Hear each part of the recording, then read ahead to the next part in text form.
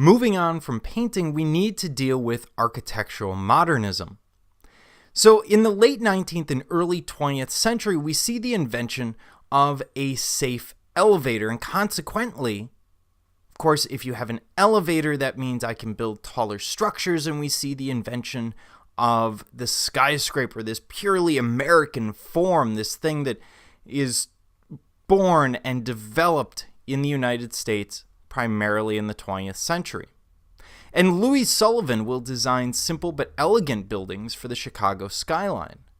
Now, one of the people working with him as an assistant will be Frank Lloyd Wright, who's one of the most influential architects of the 20th century, and also from Wisconsin. So one of those people that we need to discuss when we're dealing with a class based in a school in Wisconsin.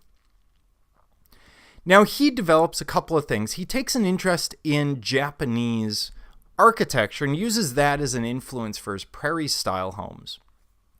Now, Frank Lloyd Wright is from the southwestern part of the state, out west of Madison. And that part of the state is very flat. And you see that in these Prairie Style homes, this use of horizontal, because if you're in an area that's basically in the prairies, horizontal lines are all around you. So, of course, you're going to incorporate it into the architecture. It adds context. It means that the house belongs in that place, makes it fit. Sort of like falling water, which we looked at in architecture, where we have the same sort of idea. He's looking at the surroundings and incorporating those in abstracted forms into the homes. Now, these Prairie Style homes are very popular even today. He also tries to relate the interior to the exterior of a structure, while placing the exterior in the context of its surroundings. We see that in Prairie Style, but we also see that at Monona Terrace. Now, Frank Lloyd Wright does not live to build Monona Terrace, but he does create the plans for it, and then it's built in the late 80s, early 90s in Madison. So what he's trying to do is make the building fit with that environment around it. And this is sort of the perfect day to see Monona Terrace if you happen to be in a kayak offshore, which I may have been. And when we look at it, the blue of those windows is reflected not only in the water, but in the sky above on these stunning days. The white of the building fits because when you look at the dome of the sky, of course, we see it getting hazier and whiter as we move down towards the horizon, and a darker, deeper blue as we move up. So seeing Monona Terrace in white on that horizon makes sense. Even the shapes of Monona Terrace have a fluidity to them. They fit that environment, in this case of the lake. So we've got these almost wave-like forms that make up the windows. We also have this very fluid round form to the building. Here's a round section, and another round section, and then of course this is all one giant round section.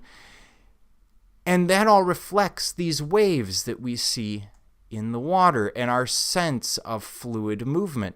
So he's trying to make it fit. Now, when he builds his Prairie Style homes or Monona Terrace or elsewhere, he tends to design the furniture of his homes. And he wants it to be functional.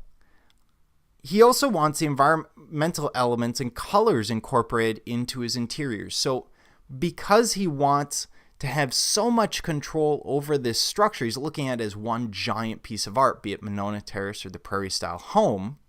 What he's doing is he's actually designing everything to go in the home. It is, in fact, rumored that if you bring an IKEA bookshelf into a Prairie Style home, it bursts into flames spontaneously. And we have the same design ideas on the interior, trying to reflect the exterior, and then the exterior reflecting the context, which means the interior fits with the landscape outside.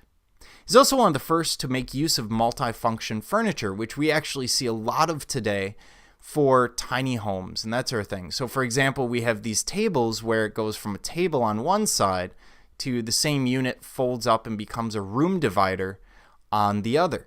He wants to give a lot of flexibility to the owner. Of course, that flexibility doesn't include actually decorating it with your own stuff, but he's an artist. Give him space. Now, during World War II, we see a hiatus in construction. Obviously, all of those goods, that talent is being pushed towards the war effort. But post-war, we see new skyscrapers being built, and they tend, instead of being stone, something like the Empire State Building, we move towards glass and steel because it's faster and we've developed the technology to make it practical. Imagine the Sears Tower, which we see there on the left. On a hot day without any form of air conditioning, of efficient air conditioning, that building would be a giant greenhouse. It would be incredibly uncomfortable. But yet we can do it after World War II because we are developing those systems.